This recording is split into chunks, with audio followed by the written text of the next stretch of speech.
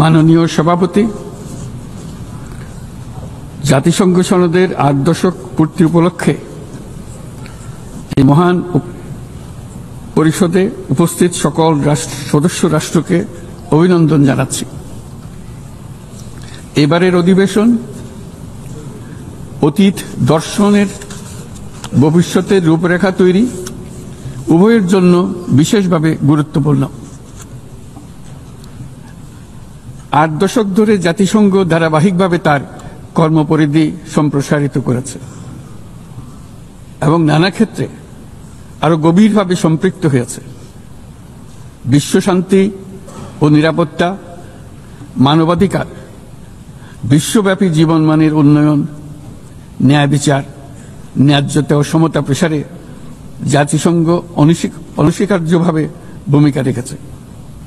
জাতিসংঘের কারণেই আজ বিশ্বের ১২০টি দেশের প্রায় ১৩ কোটি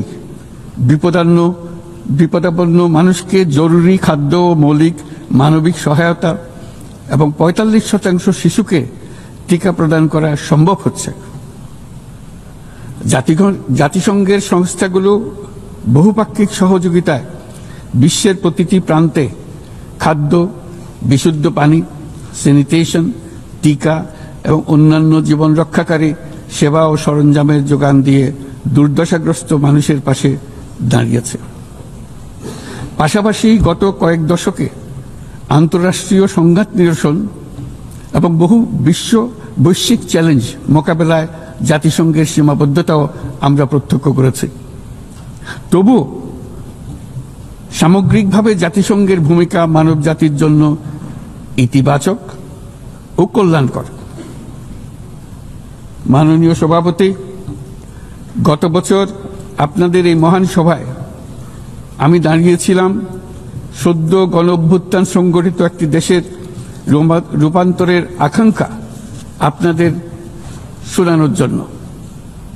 আজ এই রূপান্তরের অগ্রযাত্রায় আমরা কতটুকু অগ্রসর হতে পেরেছি তা আমি বলব।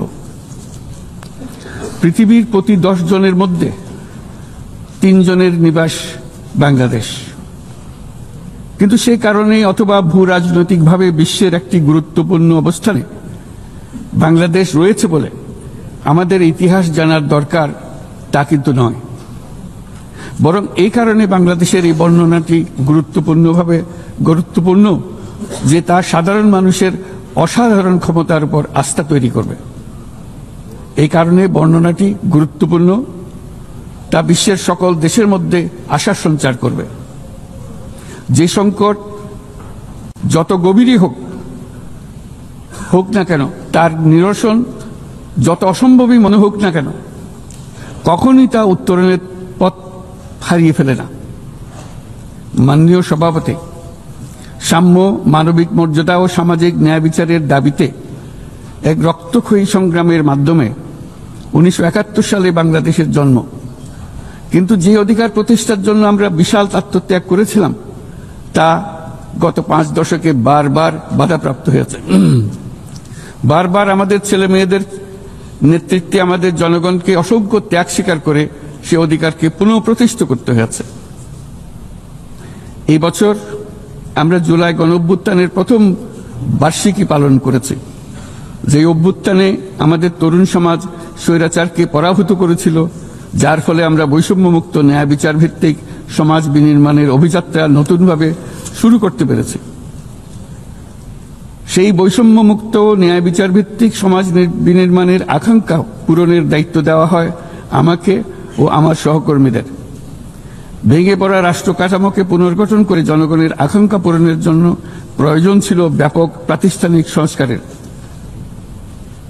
যে বিপুল জনসমর্থনের মাধ্যমে আমরা দায়িত্ব পেয়েছিলাম, তার প্রেক্ষাপটে আমাদের জন্য সহজ পথ ছিল নির্বাহী আদেশে সংস্কার কাজগুলো সম্পন্ন করা। কিন্তু আমরা বেছে নেই সেই কঠিন পথ, অন্তর্ভুক্তিমূলক ও টেকসই পথ। আমাদের লক্ষ্য ছিল ক্ষমতার ভারসাম্যপূর্ণ একটি গণতান্ত্রিক রাষ্ট্র কাঠামো গড়ে তোলা, যেখানে আর কোনো স্বৈরশাসকের আবির্ভাব হবে না, কোনো নির্বাচিত নেতা রাষ্ট্রের গণতান্ত্রিক স্বরূপকে ক্ষুণ্ণ করতে পারবে না, কিংবা রাষ্ট্র ও জনগণের রক্ষকরা ভক্ষকে পরিণত হতে পারবে না। শাসন ব্যবস্থা, বিচার বিভাগ, নির্বাচন ব্যবস্থা, জনপ্রশাসন, আইন শৃঙ্খলা রক্ষা, দুর্নীতি বিরোধী কার্যক্রম, নারী অধিকার সহ সকল জাতীয় গুরুত্বপূর্ণ ক্ষেত্রে প্রয়োজনীয় সংস্কার করার জন্য আমরা 11টি স্বাধীন সংস্কার কমিশন প্রতিষ্ঠা করি। কমিশনগুলি জনমত যাচাই ও গভীর পর্যালোচনা করে বিস্তারিতভাবে সংস্কার কার্যক্রম সমূহ সুপারিশ করে। এই সংস্কার সুপারিশগুলো টেকসইভাবে বাস্তবায়নের জন্য আমরা একটা জাতীয় ঐক্যমত্য কমিশন গঠন করি, যারা 30টিরও বেশি রাজনৈতিক দল ও জোটকে নিয়ে এই আলোচনায় বসে। এই কমিশনের লক্ষ্য ছিল সংস্কার প্রস্তাবগুলোর প্রতি দলমত নির্বিশেষে একটি টেকসই সামাজিক অঙ্গীকার তৈরি করা। আমাদের এই অন্তর্ভুক্তিমূলক পদক্ষেপ সফল হয়। আমরা জুলাই অভ্যুত্থানের 1 বছর পূর্তিতে রাজনৈতিক দলগুলোর সাথে একই মঞ্চে দাঁড়িয়ে সকলে মিলে জুলাই ঘোষণার মাধ্যমে এই সংস্কার কার্যক্রমের প্রতি আমাদের সময়াবদ্ধ অঙ্গীকার ব্যক্ত করি। অর্থাৎ আগামী নির্বাচনে যে দলে জনগণের সমর্থন পাক না কেন, সংস্কার কার্যক্রম বাস্তবায়নে আর কোনো অনিশ্চয়তার অবকাশ থাকবে না। আপনারা জানেন যে আগামী বছরের ফেব্রুয়ারি মাসে আমরা জাতীয় নির্বাচন অনুষ্ঠানের প্রস্তুতি নিচ্ছি। পাশাপাশি স্বচ্ছতা ও জবাবদিহিতা, আইনের শাসন নিশ্চিত করবার জন্য আমাদের নিরবচ্ছিন্নভাবে নাগরিক বান্ধব সংস্কার চালিয়ে যাচ্ছি। মাননীয়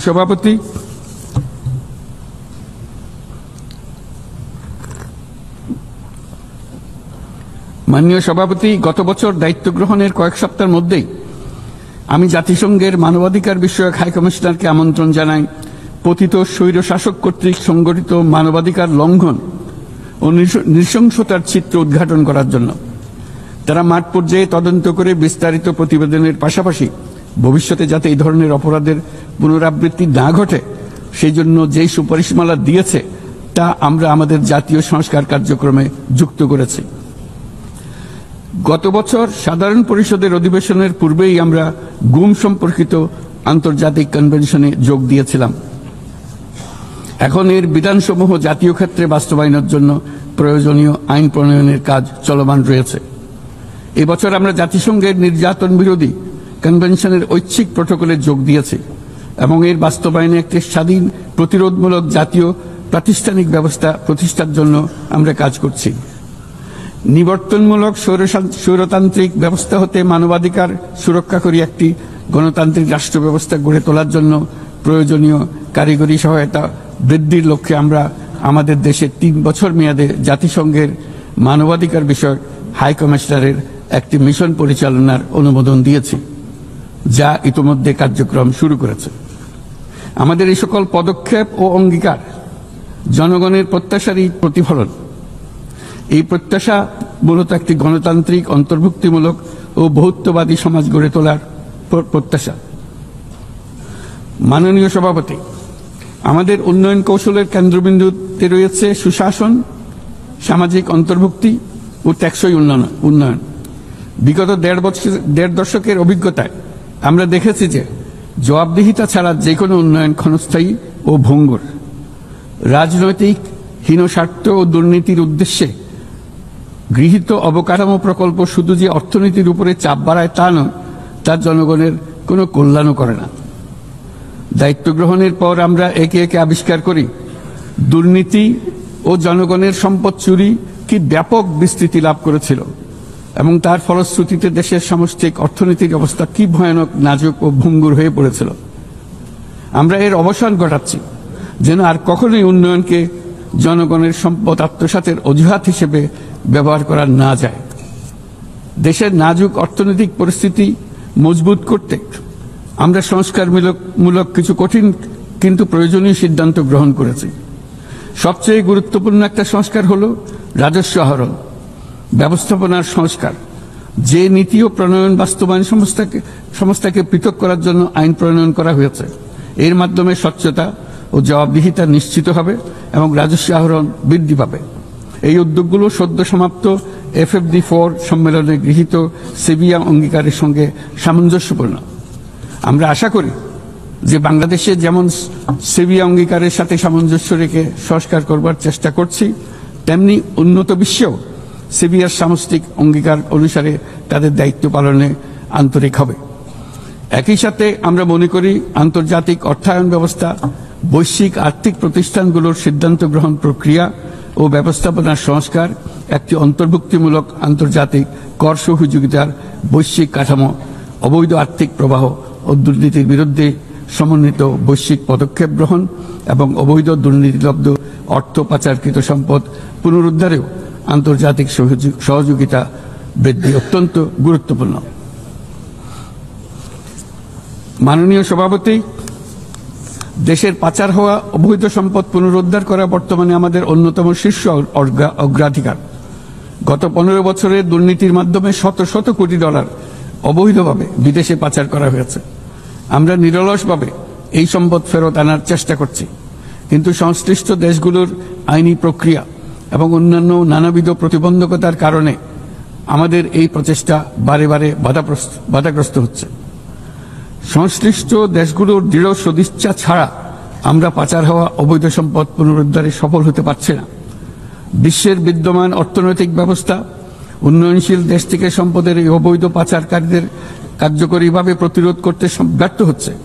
কোনো কোনো ক্ষেত্রে আন্তর্জাতিক আর্থিক প্রতিষ্ঠানগুলোর বিধিবিধানগুলো বিশ্বব্যাপী বিভিন্ন ট্যাক্স হ্যাভেনে বিপুল পরিমাণে অবৈধ অর্থ স্থানান্তরে উৎসাহিত করছে। তাই যেসব দেশ ও প্রতিষ্ঠান এই পাচারকৃত সম্পদ গচ্ছিত রাখবার সুযোগ দিচ্ছে, তাদের আমি আহ্বান জানাচ্ছি তারা যেন এই অপরাধের সঙ্গে শরিক না হয়। এই সম্পদ তার প্রকৃত মালিককে অর্থাৎ কৃষক, শ্রমিক এবং সাধারণ করদাতাদের নিকট ফিরিয়ে দেন।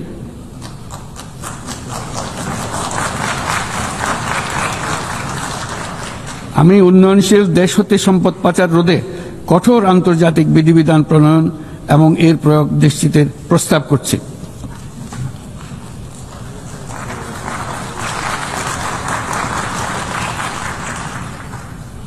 মাননীয় সভাপতি, রাজস্ব খাতের ঐতিহাসিক সংস্কারের পাশাপাশি আমরা বাজার ভিত্তিক মুদ্রা বিনিময় হার চালু করেছি। ব্যাংক খাতে অ্যাসেট কোয়ালিটি রিভিউ, নতুন ব্যাংক রেজলিউশন অধ্যাদেশ, আসন্ন ডিপোজিট প্রোটেকশন অধ্যাদেশের মাধ্যমে শৃঙ্খলা ও স্থিতিশীলতা ফিরিয়ে আনছি। পুঁজিবাজারে সংস্কার, টাস্কফোর্স ও শক্তিশালী তদন্ত ব্যবস্থার মাধ্যমে তদারকি আধুনিকীকরণ করেছে। সরকারি ক্রয় ব্যবস্থায় ডিজিটাল টেন্ডারিং বাধ্যতামূলক করা হয়েছে এবং স্বার্থের সংঘাত সংশ্লিষ্ট তথ্য প্রকাশ বাধ্যতামূলক করা হয়েছে। পাশাপাশি নতুন পাবলিক অ্যাকাউন্টস অডিট অধ্যাদেশের মাধ্যমে জবাবদিহিতা আরও জোরদার করা হয়েছে। শুধুমাত্র আর্থিক স্থিতিশীলতা অর্জনের সীমাবদ্ধ না থেকে আমরা বিনিয়োগ বান্ধব পরিবেশ গড়ে তুলছি। বাংলাদেশ সিঙ্গল উইন্ডো এখন 19টি সংস্থাকে একীভূত করে কাস্টম প্রক্রিয়া সহজ করেছে। দ্রুত বাণিজ্যিক বিরোধ নিষ্পত্তির জন্য বিশেষায়িত বাণিজ্য আদালত গঠিত হয়েছে। বিনিয়োগ উন্নয়ন কর্তৃপক্ষ বা বিডা ওয়ান স্টপ সার্ভিস সাবলীলভাবে প্রদানের জন্য সমন্বয় কমিটি গঠন করেছে। নিয়ন্ত্রণ কর্তৃপক্ষগুলোকে একই ছাদের নিচে নিয়ে আসা হয়েছে এবং ভিসা ও ওয়ার্ক পারমিট প্রক্রিয়া সহজ করা হয়েছে। এফডিআই, হিটম্যাপ ও জাতীয় সেমিকন্ডাক্টর টাস্কফোর্স বিনিয়োগকারীদের কাছে উচ্চ সম্ভাবনাময় খাতগুলোর তথ্য সহজ ও স্বচ্ছভাবে তুলে ধরছে। বাণিজ্য লজিস্টিক্সেও উন্নতি ঘটেছে।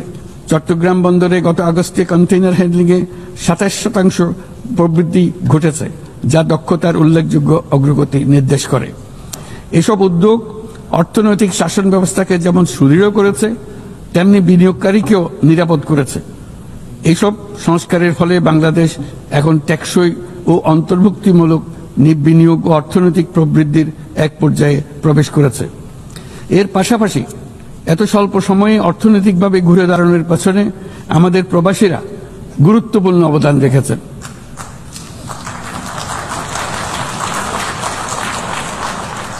তারা বিদেশের মাটিতে কঠোর পরিশ্রম করে প্রতি মাসে দেশে রেকর্ড পরিমাণ রেমিটেন্স পাঠাচ্ছেন।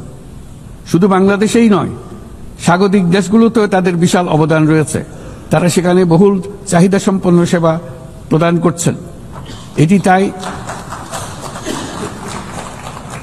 এটি তাই আমাদের জন্য যেমন তেমনি স্বাগতিক দেশগুলোর জন্য সমানভাবে লাভজনক। উভয় দেশের জন্যই তা উপকারী। এই প্রসঙ্গে আমি জানাতে চাই, আমরা শ্রম অধিকার সংস্কার নিয়ে এগিয়ে যাচ্ছি। ইতিমধ্যেই স্বাধীন শ্রম সংস্কার কমিশনের সুপারিশ বাস্তবায়নে একটি কমিটি গঠিত হয়েছে। বাংলাদেশ শ্রম আইন সংশোধনের কাজ চূড়ান্ত পর্যায়ে রয়েছে, যেখানে ট্রেড ইউনিয়ন প্রক্রিয়া সহজ করা, মাতৃত্বকালীন ছুটি বৃদ্ধি ও আনুষ্ঠানিক ও অনানুষ্ঠানিক উভয় খাতের শ্রমিকদের জন্য সামাজিক সুরক্ষা সম্প্রসারণের পদক্ষেপ অন্তর্ভুক্ত করা হচ্ছে। ট্রেড ইউনিয়নের জন্য অনলাইন নিবন্ধন ব্যবস্থা চালু করা হয়েছে এবং নিবন্ধন প্রক্রিয়াকে আরও সহজ করার জন্য বিষয়টি বিবেচনা করা হচ্ছে। পাশাপাশি শ্রমিকদের অধিকার সুরক্ষা আমাদের অঙ্গীকারের নিদর্শন স্বরূপ সম্প্রতি আমরা ইসলামী সহযোগিতা সংস্থার লেবার সেন্টারের সংবিধানটি স্বাক্ষর করেছি। এই কারণেই আমরা নিরাপদ, সুশৃঙ্খল ও নিয়মিত অভিবাসনকে সমর্থন করি এবং যেসব দেশে প্রবাসী শ্রমিকরা যান সেসব দেশে তাদের জন্য সহমর্মিতা ও সুরক্ষা নিশ্চিত করার আহ্বান জানাচ্ছি। উন্নত বিশ্ব যেখানে বয়স্ক জনসংখ্যার চাপে ভুগছে, সেখানে বাংলাদেশ অতি সৌভাগ্যবান। আমাদের 60% বেশি মানুষের বয়স 35 বছরের নিচে। তাই অভিবাসন প্রক্রিয়াকে সহজ করলে তা উভয় পক্ষের জন্য উপকারী হবে। তরুণ জনসংখ্যার এই সুবিধাকে কাজে লাগিয়ে আমরা উন্নত বিশ্বের শ্রম সমস্যার সমাধান ও প্রয়োজন মেটাতে সক্ষম হব। মাননীয় সভাপতি, বাংলাদেশের তরুণ প্রজন্ম ইতিমধ্যে প্রমাণ করেছে যে তারা সমাজ পরিবর্তনের চালিকা শক্তি। আমরা তাদের দক্ষতা উন্নয়নে বিনিয়োগ করছি। তথ্য প্রযুক্তি, কৃত্রিম বুদ্ধিমত্তা, নবায়নযুক্ত শক্তি, পরিবেশ বান্ধব প্রযুক্তি সহ বিভিন্ন ক্ষেত্রে তাদের প্রশিক্ষণ দিচ্ছি। আমাদের লক্ষ্য হল প্রত্যেক তরুণকে শুধুমাত্র চাকরি প্রার্থীর পরিবর্তে আমরা তাদেরকে উদ্যোক্তা হিসেবে গড়ে তুলতে চাই। এই উদ্দেশ্যে আমরা জাতিসংঘের সঙ্গে অংশীদারিত্বে মাঠ পর্যায়ে তরুণদের সঙ্গে সরকারের শীর্ষ নীতি নির্ধারকদের যুক্ত করার একটা স্থায়ী মাধ্যম চালু করেছি। ইতিমধ্যেই এই বিষয়ে সারা দেশে একাধিক পরামর্শ সভার আয়োজন করা হয়েছে। আজকের তরুণরা স্থানীয় পর্যায় থেকে জাতীয় পর্যায় পর্যন্ত সিদ্ধান্ত গ্রহণে অনলাইন, অফলাইন ফোরাম, জরিপ এবং প্রচারণার মাধ্যমে তাদের জনপ্রতিনিধিদের সঙ্গে সরাসরি যুক্ত থাকতে চায়। তারা নেতৃত্ব বিকাশ, দক্ষতা বৃদ্ধি এবং ডিজিটাল সক্ষমতা উন্নয়নের জন্য আরও বেশি সুযোগ চায়। তারা চায় এই প্রক্রিয়ায় জবাবদিহিতা অন্তর্ভুক্ত থাকুক, নিয়মিত অগ্রগতি প্রতিবেদন এবং অব্যাহত সংলাপের প্রতিশ্রুতি থাকুক। সর্বোপরি প্রক্রিয়াটি হোক অন্তর্ভুক্তিমূলক, যাতে নারী, সংখ্যালঘু সম্প্রদায়, প্রতিবন্ধী, প্রান্তিক জনগোষ্ঠী সকলের অংশগ্রহণ ও নেতৃত্বের সমান সুযোগ থাকে। তরুণদের নিয়ে পরিকল্পনার ক্ষেত্রে এই বছরটি বিশেষভাবে গুরুত্বপূর্ণ, কারণ এই বছর আমরা বিশ্ব যুব পরিকল্পনায় 30তম বার্ষিকী পালন করছি। শুধু বর্তমান প্রজন্মের তরুণদের চ্যালেঞ্জ নয়, এই বছর তাই ভবিষ্যতেও তারা যে সংকট ও সমস্যার মুখোমুখি হবে তা অনুধাবন করে তার সম্ভাব্য সমাধান খুঁজে বের করারও সুযোগ এনে দিয়েছে। দ্রুত পরিবর্তনশীল প্রযুক্তির এই যুগে উন্নয়নশীল বিশ্বের তরুণদের জন্য আরও গভীর এক ডিজিটাল বিভাজন তৈরি হওয়ার ঝুঁকি আজ আমাদের একটি বড় উদ্বেগ। কোয়ান্টাম কম্পিউটিং, কৃত্রিম বুদ্ধিমত্তা, ভাষাভিত্তিক বৃহৎ মডেল কিংবা আধুনিক যোগাযোগ ব্যবস্থা, এইসব প্রযুক্তি যেন তাই পক্ষপাতদুষ্ট না হয় এবং এর সুফল যেন ন্যায্যভাবে সবার কাছে পৌঁছায়, তা আজ আমাদের নিশ্চিত করতে হবে। অন্যথায় বিশ্বব্যাপী এমন একটি প্রজন্ম তৈরি হবার ঝুঁকি রয়েছে যারা নিজেদেরকে বঞ্চিত, প্রান্তিক, অন্যায় ও বিচারের শিকার হিসেবে বিবেচনা করবে। তারা সকল ধরনের ক্ষতিকারক প্রলোভনের সহজ লক্ষ্যবস্তুতে পরিণত হবে। আমরা মনে করি প্রযুক্তিগত উন্নয়নের সুফল বিশ্বব্যাপী ছড়িয়ে দিয়ে তরুণদের ঝুঁকিমুক্ত রাখার জন্য শুধু প্রযুক্তিগত উদ্ভাবন যথেষ্ট নয়, প্রয়োজন সামাজিক উদ্বোধন। আমরা প্রায় অর্ধ শতাব্দী আগে ক্ষুদ্র ঋণের ধারণা নিয়ে এসেছিলাম। তখন সেটি ছিল প্রথাগত ধারণার বিরুদ্ধে এক বৈপ্লবিক নিরীক্ষা, কিন্তু আজ বিশ্বব্যাপী তা মূলধারার হাতিয়ার হিসেবে স্বীকৃত। ক্ষুদ্র ঋণ লক্ষ লক্ষ মানুষকে দারিদ্র্য থেকে মুক্ত করেছে। উদাহরণস্বরূপ এমনকি মার্কিন যুক্তরাষ্ট্রে গ্রামীণ আমেরিকা বছরে এখন 6 বিলিয়ন, এখন সব মিলিয়ে $6 বিলিয়ন উপর ঋণ নিম্ন আয়ের নারী উদ্যোক্তাদের মধ্যে বিতরণ করেছে এবং এর প্রায় শতভাগ নিয়মিতভাবে পরিশোধ করে যাচ্ছে। বাংলাদেশ ও বিশ্বজুড়ে আজ সামাজিক ব্যবসার যে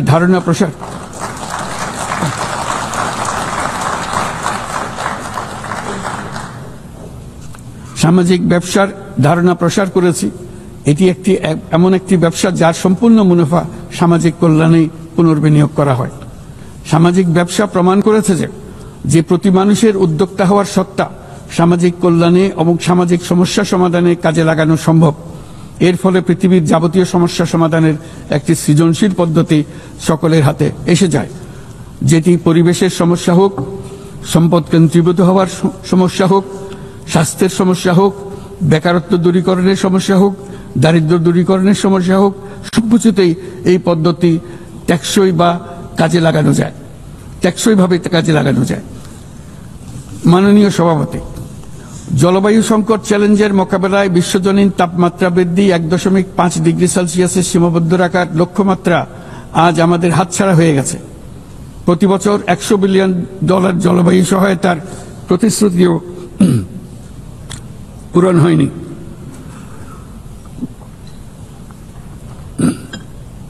বরং যে ক্ষুদ্র অঙ্কের অর্থ বরাদ্দ হয়ে থাকে তাও কাগজে কলমে দেখানো হচ্ছে বহুগুণ হিসেবে। এটি সম্পূর্ণ অগ্রহণযোগ্য। আমাদের সন্তানদের ভবিষ্যতের জন্য এখনই কার্যকর ব্যবস্থা নিতে হবে। লস এন্ড ড্যামেজ ফান্ড পুরোপুরি চালু করতে হবে। জলবায়ুর পরিবর্তনের বিরূপ প্রতিক্রিয়া প্রশমনের উদ্যোগ যেমন বাড়াতে হবে, তেমনি অভিযোজনেও সমান গুরুত্ব দিতে হবে। আর অভিযোজন প্রচেষ্টা হতে হবে দেশজ, স্থানীয়ভাবে নির্ধারিত এবং স্থানীয়ভাবে পরিচালিত। বাংলাদেশ ইতিমধ্যে স্থানীয়ভাবে সংবেদনশীল অভিযোজনের নীতিকে মূল ভিত্তি হিসেবে গ্রহণ করেছে। আসন্ন COP30 সম্মেলনে আমরা তৃতীয়বারের মতো জলবায়ু পরিবর্তন রোধ করবে আমাদের জাতীয় প্রতিশ্রুতি ঘোষণা করব, যেখানে জলবায়ু পরিবর্তনের বিরূপ প্রতিক্রিয়া প্রশমন লক্ষ্যের পাশাপাশি অভিযোজন উদ্যোগও থাকবে। বিশেষ গুরুত্ব পাবে ম্যানগ্রোভ বনাঞ্চল রক্ষা, জলাভূমি পুনরুদ্ধার করা। একই সঙ্গে আমরা আশা করি যে বৈশ্বিক সম্প্রদায়, বিশেষ করে উচ্চ কার্বন নিঃসরণকারী দেশগুলো তাদের দায়িত্বটুকু আন্তরিকভাবে পালন করবে।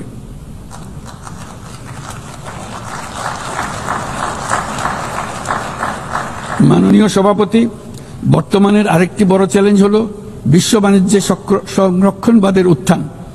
আমাদের সময়ে আমরা দেখেছি বাণিজ্য ও বিশ্বায়নের সুফল মাত্র 3 দশকে 100 কোটি মানুষকে দারিদ্র্য থেকে মুক্ত করেছে। এখন যদি আমরা উল্টো পথে হাঁটি তবে আমাদের সন্তানদের সেই সুযোগ আর থাকবে না। এটা অনস্বীকার্য যে বাণিজ্যের ক্ষেত্রে প্রতিটি দেশের সার্বভৌম স্বার্থ সুরক্ষিত রাখতে হবে এবং কোনো দেশকে তার সাধ্যের অতিরিক্ত বোঝা বইতে দেওয়া যাবে না।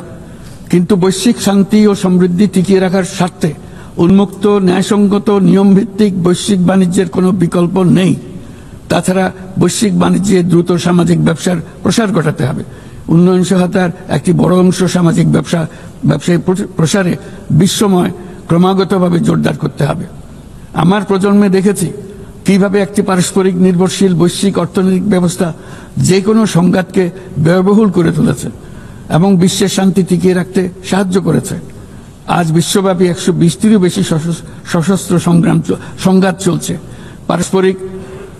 পারস্পরিক অর্থনৈতিক নির্ভরশীলতা ভেঙে গেলে এরকম সংঘাত আরো বাড়বে, ব্যাহত হবে উন্নয়ন, বিনষ্ট হবে বিশ্ব শান্তি। মাননীয় সভাপতি, আমাদের প্রতিবেশী দেশ মায়ানমারের চলমান সংঘাত সমগ্র অঞ্চলের জন্য গভীর উদ্বেগজনক পরিস্থিতির সৃষ্টি করেছে। এটি যে শুধু আঞ্চলিক স্থিতিশীলতাকে ঝুঁকিতে ফেলছে তা নয়, বরং বাংলাদেশে আশ্রয়প্রাপ্ত বলপূর্বক বাস্তুচ্যুত রোহিঙ্গাদের তাদের মাতৃভূমি মায়ানমারে প্রত্যাবাসনকেও কঠিন করে তুলেছে। 8 বছর পার হয়ে গেল, রোহিঙ্গা সংকটের কোনো সমাধান হলো না। উপরন্তু বাংলাদেশ প্রতিনিয়তই মায়ানমার থেকে আগত রোহিঙ্গাদের আশ্রয় দিয়েই চলেছে। স্পষ্টতই সাংস্কৃতিক পরিচয়ভিত্তিক রাজনীতির কারণে রোহিঙ্গাদের উপর অধিকার বঞ্চনা ও নির্যাতন রাখাইনে অব্যাহত রয়েছে। রোহিঙ্গাদের প্রান্তিকীকরণ প্রক্রিয়া আর চলতে দেওয়া যাবে না। যেসব বৈষম্যমূলক নীতি ও কর্মকাণ্ড আজকের এই পরিস্থিতি তৈরি করেছে তার সমাধান ও প্রতিকারমূলক ব্যবস্থা এখনই গ্রহণ করা সম্ভব। তার জন্য পূর্ণাঙ্গ জাতীয় সংঘাত রাজনৈতিক মীমাংসার অপেক্ষা করার প্রয়োজন নেই। রাখাইনের সমস্যাগুলো চূড়ান্তভাবে রাজনৈতিক সমাধান করা দরকার। তবে এর জন্য রাখাইন অঞ্চলের সংশ্লিষ্ট সকল জাতিসত্তার অংশগ্রহণে এমন একটি বন্দোবস্ত প্রয়োজন যেন রোহিঙ্গারা সম অধিকার ও নাগরিকত্ব সহ সমাজের অংশ হতে পারে। এই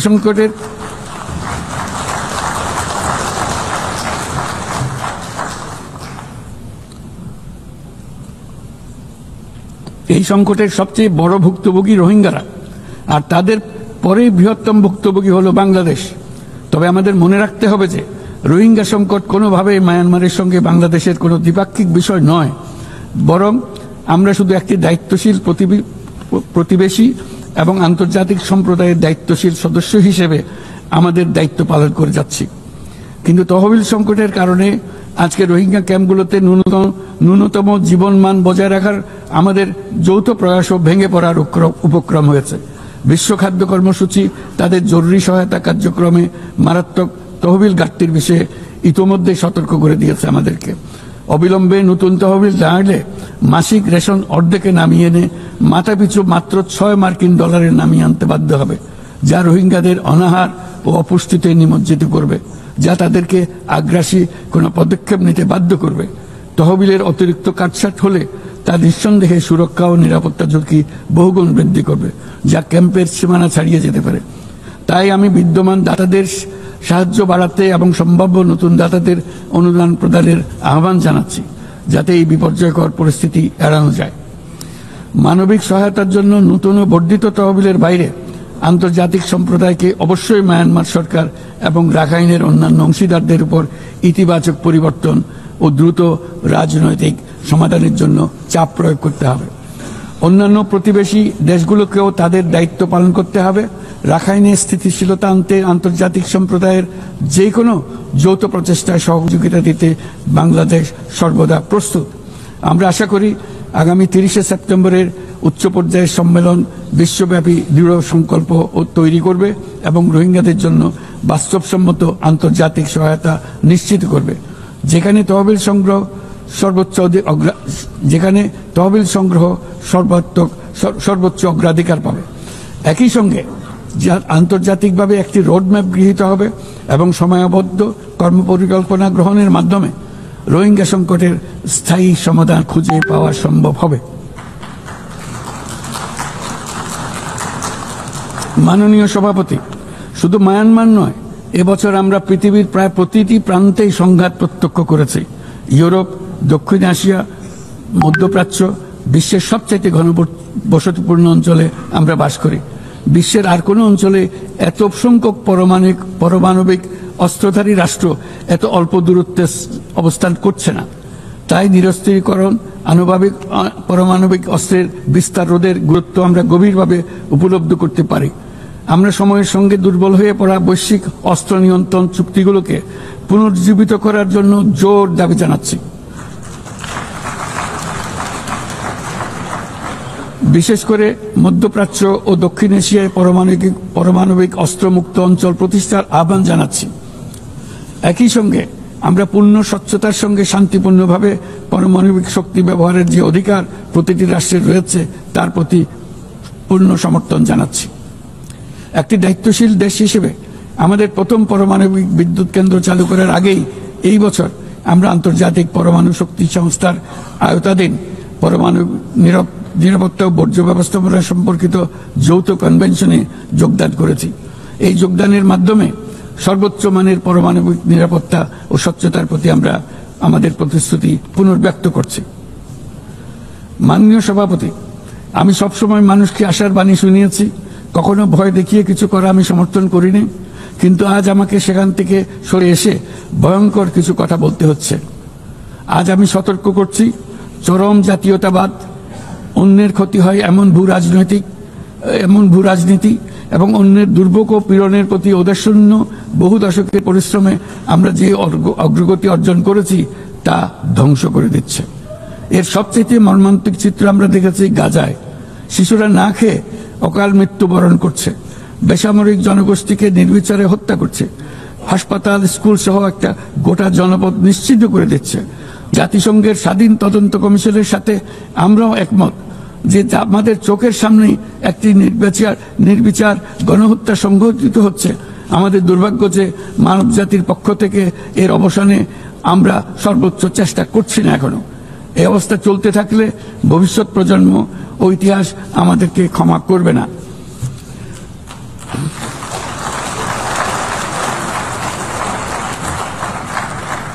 বাংলাদেশের জনগণ এই বিশ্বের বিবেকবান নাগরিকদের পক্ষ থেকে আমি আবারও জোরালো দাবি জানাচ্ছি যে পূর্ব জেরুজালেমকে রাজধানী করে একটি স্বাধীন ফিলিস্তিন রাষ্ট্র গঠনের মাধ্যমে এই সমস্যার দ্বিরাষ্ট্রীয় ভিত্তিক সমাধান এখনই বাস্তবায়ন করতে হবে।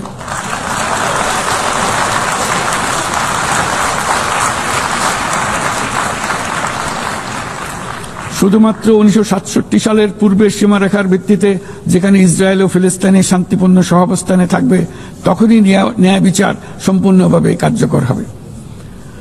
মাননীয় সভাপতি, বাংলাদেশে আমরা বিশ্বাস করি যে আমাদের একটি শান্তির সংস্কৃতি আমরা গড়ে তুলব, যেখানে সর্বস্তরের সহনশীলতা, অহিংসা, সংলাপ ও সহযোগিতার মূল্যবোধ প্রতিষ্ঠিত করা হবে। গত 3.5 দশক ধরে জাতিসংঘের শান্তিরক্ষা কার্যক্রমে অন্যতম শীর্ষ শান্তিরক্ষা প্রেরণকারী দেশ হিসেবে আমাদের অংশগ্রহণ বৈশ্বিক শান্তি ও নিরাপত্তার প্রতি আমাদের নিরবিচ্ছিন্ন অঙ্গীকারের এক বাস্তব প্রমাণ। এমনকি এই মুহূর্তে প্রায় 6,000 বাংলাদেশি শান্তিরক্ষী বাহিনী বিশ্বের সবচেয়ে সংঘাতপূর্ণ অঞ্চলগুলোতে জাতিসংঘের আওতায় দায়িত্ব পালন করছে। আজ পর্যন্ত মোট 168 জন বাংলাদেশি শান্তিরক্ষী তাদের দায়িত্ব পালনকালে শহীদ হয়েছেন। একাধিক গবেষণায় একথা বারবার প্রমাণিত হয়েছে।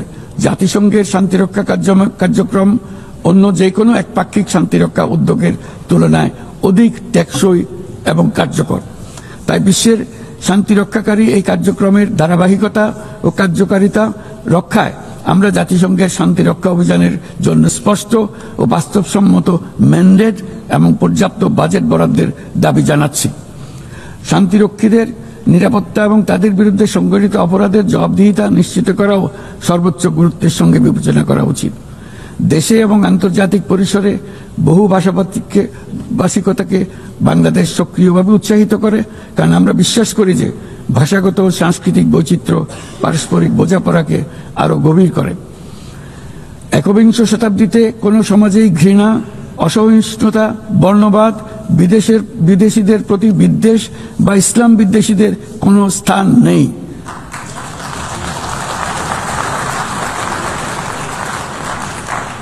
অথচ বর্তমানে বিভ্রান্তিমূলক প্রচারণা, ঘৃণাত্মক বক্তব্য গুরুতর উদ্বেগের বিষয় হয়ে দাঁড়িয়েছে।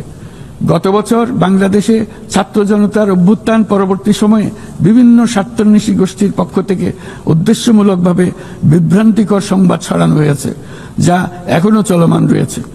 এর সঙ্গে যুক্ত হয়েছে পরিকল্পিত মিথ্যা সংবাদ, কৃত্রিম বুদ্ধিমত্তা নির্ভর ডিপফেক এর প্রসার, যা পরিস্থিতিকে আরো জটিল করে তুলেছে।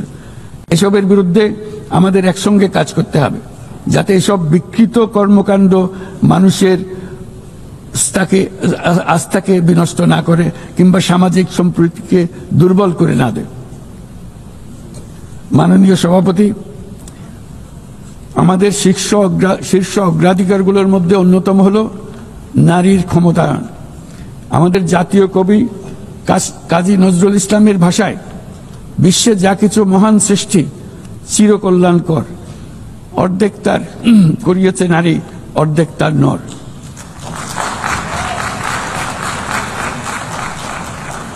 প্রকৃতপক্ষে বর্তমান বিশ্বে অনেক গুরুত্বপূর্ণ ক্ষেত্রে নারীদের অবদান অর্ধেকেরও বেশি। এই মাসে বাংলাদেশে প্রথমবারের মতো unpaid household production satellite account জরিপ প্রকাশিত হয়েছে। সেখানে দেখা যায় যে অবৈতনিক পরিচর্যা ও গৃহস্থালী কাজে শতকরা 85% বেশি কাজ নারীরা একাই করে থাকেন, যার অর্থমূল্য আমাদের স্থূল দেশজ উৎপাদনের প্রায় 16%। বহু প্রতিকূলতা সত্ত্বেও আজ আমাদের মেয়েরা শ্রেণীকক্ষ থেকে বোর্ডরুম, গবেষণাগার থেকে ক্রীড়াঙ্গন সবখানে বাধা অতিক্রম করে সফল হচ্ছে। সম্প্রতি আমাদের নারী ফুটবল দল আঞ্চলিক চ্যাম্পিয়নশিপ জিতেছে। আন্তঃএশীয় প্রতিযোগিতার জন্য উত্তীর্ণ হয়েছে এবং সারা দেশের লাখো মানুষকে অনুপ্রাণিত করে চলেছে। নারীর নিরাপত্তা ও মর্যাদা এবং সমান সুযোগ সুনিশ্চিত করার জন্য আমার সরকার প্রচেষ্টা অব্যাহত রয়েছে। এই বছর আমরা বেইজিং ঘোষণাপত্রের ৩০তম বার্ষিকী উদযাপন করছি। এই উপলক্ষে নারীর ক্ষমতায়নে আমাদের অঙ্গীকারকে আরও জোরদার করতে আমরা বেইজিং +30 অ্যাকশন এজেন্ডা এর অধীনে আগামী 5 বছরে বাস্তবায়নের লক্ষ্য নিয়ে 4টি জাতীয় প্রতিশ্রুতি ঘোষণা করেছি। এর মধ্যে রয়েছে যৌন হয়রানি প্রতিরোধ, সুরক্ষা সংক্রান্ত আইন প্রণয়ন করা, নারীর অবৈতনিক পরিচর্যা ও গৃহস্থলী কাজের স্বীকৃতি ও মূল্যায়ন নিশ্চিত করা, রাজনৈতিক ও জনপরিসরে নারীর অংশগ্রহণ বৃদ্ধি করা, নারীর সমতা ও ক্ষমতায়নের প্রতি সংবেদনশীল বাজেট প্রণয়ন পদ্ধতি শক্তিশালী করা। মাননীয় সভাপতি, বাংলাদেশ পারস্পরিক শ্রদ্ধা, স্বচ্ছতা এবং কল্যাণের ভিত্তিতে আঞ্চলিক সহযোগিতায় অঙ্গীকারবদ্ধ। আমরা বিমস্টেক, BBIN, এশিয়ান হাইওয়ে এবং সাসেকের মতো অন্যান্য উদ্যোগের মাধ্যমে আঞ্চলিক সংযোগ ও বাণিজ্যকে এগিয়ে নিচ্ছি। এর সাথে আমরা আসিয়ানের মতো কার্যকরী আঞ্চলিক ফোরামে যুক্ত হওয়ার জন্য আগ্রহ প্রকাশ করেছি। এই মর্মে কাজ করে যাচ্ছি। দক্ষিণ এশীয় আঞ্চলিক সহযোগিতা সংস্থা SAARC-কে পুনর্জীবিত করার জন্য আমরা দৃঢ় আহ্বান জানাচ্ছি। 4 দশক আগে এই সংস্থা প্রাথমিক পর্যায়ে উল্লেখযোগ্য অগ্রগতি অর্জন করেছিল এবং আঞ্চলিক সহযোগিতার জন্য একটা শক্ত ভিত্তি তৈরি করেছিল। রাজনৈতিক অচলাবস্থার পরেও এই প্রাতিষ্ঠানিক কাঠামো এখনো কার্যকর রয়েছে। আমরা বিশ্বাস করি SAARC এখনো আমাদের অঞ্চলের কোটি কোটি মানুষের জন্য কল্যাণ এনে দিতে সক্ষম, যেমনটি আসিয়ান তাদের অঞ্চলের কোটি কোটি মানুষের জন্য করে যাচ্ছে। সম্মিলিত উন্নয়নের জন্য প্রতিবেশী দেশগুলোর মধ্যে আঞ্চলিক সহযোগিতার কোনো বিকল্প নেই। একই সাথে অভিন্ন প্রাকৃতিক সম্পদের ব্যবহারে ন্যায্যতা ও সহমর্মিতার চর্চা করা একান্ত প্রয়োজন। প্রাকৃতিক সম্পদের ব্যবহার নিয়ে শান্তিপূর্ণ আঞ্চলিক সহযোগিতায় বাংলাদেশ দৃঢ়ভাবে অঙ্গীকারবদ্ধ। তাই প্রথম দক্ষিণ এশিয়া দেশ হিসেবে সম্প্রতি আমরা জাতিসংঘের পানি সংক্রান্ত কনভেনশনে যোগ দিয়েছি। মাননীয় সভাপতি, শতাব্দীর পর শতাব্দী ধরে রাজনৈতিক শোষণ, সম্পদ লুণ্ঠন, কাঠামোগত বৈষম্য আজকের অসম উন্নয়নের বাস্তবতা তৈরি করে গিয়েছে। আজ থেকে 1 দশক পূর্বে আমরা যখন এজেন্ডা 2030 অর্জনে একমত হয়েছিলাম, তখন আমরা পথ পরিবর্তন করে সঠিক লক্ষ্যে এগিয়ে যাওয়া নিয়ে আশাবাদী হয়েছিলাম। কিন্তু আজকের বাস্তবতা হলো টেকসই উন্নয়নের অভিষ্ট বাস্তবায়নের যে অগ্রগতি কাম্য ছিল তা মারাত্মকভাবে পিছিয়ে পড়েছে। উন্নয়নে অর্থায়নের ঘাটতি ক্রমশ বাড়ছে। উন্নয়ন সহায়তার প্রবাহ কমছে। আমরা দাতার দেশসমূহকে এই প্রবণতা থেকে বেরিয়ে এসে তাদের অঙ্গীকার পূরণ করতে আহ্বান জানাচ্ছি। আমরা স্বল্পোন্নত দেশ হতে উন্নয়নশীল দেশ হিসেবে উত্তরণের প্রক্রিয়ায় আছি। আমাদের মসৃণ ও টেকসই উত্তরণ নিশ্চিত করতে আন্তর্জাতিক সম্প্রদায়ে, বিশেষ করে জাতিসংঘের সংশ্লিষ্ট সংস্থাসমূহের সহযোগিতা অত্যন্ত জরুরি। তাদের সাহায্য সহায়তা আমরা কামনা করছি। এ বিষয়ে OHRLS সহ সংশ্লিষ্ট সংস্থাসমূহের কার্যক্রমকে সাধুবাদ জানাই।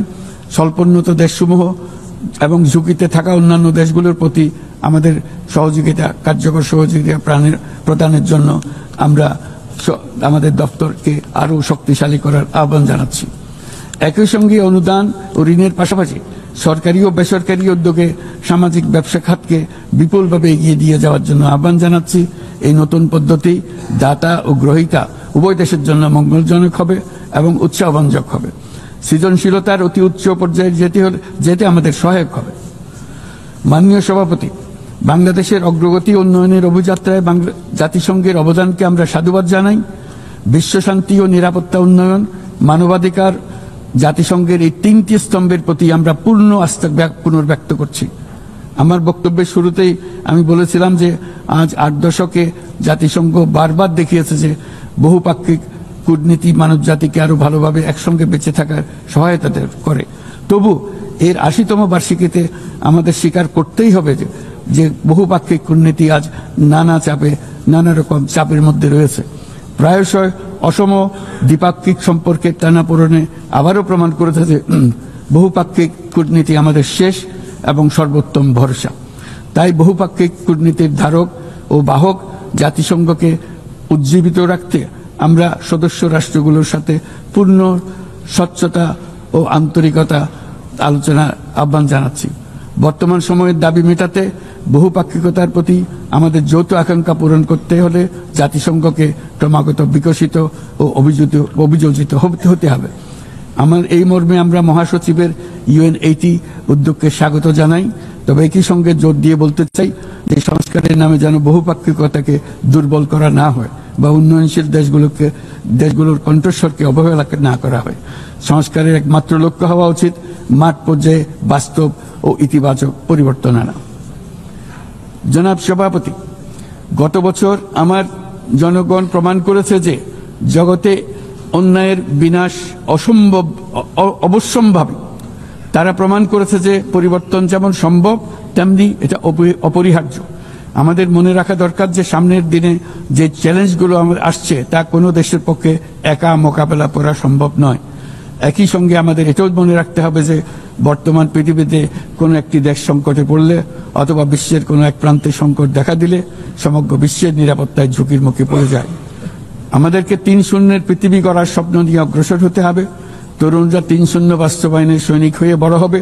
তাদের সামনে থাকবে শূন্য কার্বন, শূন্য সম্পদ কেন্দ্রীভূতকরণ ও শূন্য বেকারত্ব। এর ভিত্তিতে তারা গড়ে তুলবে তাদের পৃথিবী। ৩-০ পৃথিবী গড়া জাতিপুঞ্জের সকলের স্বপ্ন হোক, এই কামনা ব্যক্ত করে আমার বক্তব্য এখানে শেষ করছি। সবাইকে ধন্যবাদ, অসংখ্য ধন্যবাদ।